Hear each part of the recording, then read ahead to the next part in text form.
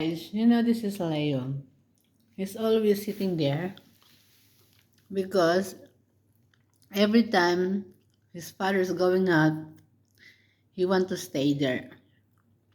And even they are coming back, he wants to stay there also. That is his favorite place, the front door. You know, guys, I have something to tell you a bit. I think Leo is a human, you know. He's a different cat from them all because his mind is very good. He likes, he can understand. He knows where the people going. See that he's listening. He knows how to communicate also. But he knows listening is very important to him. Unlike the other cats, like for example now, hi Leo, he's very attentive. What happened? Why are you upset? Why are you upset? Your dad worked, okay, for your food. So don't be upset. Okay, Leo?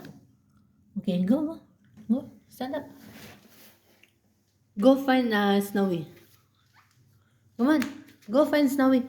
Ah, there is Snowy. Oh, the other cutie. They said if you have a cat at home and the color is white, it's lucky. I don't know, it's real. It's real. Oh, see that? She wants to comb her hair.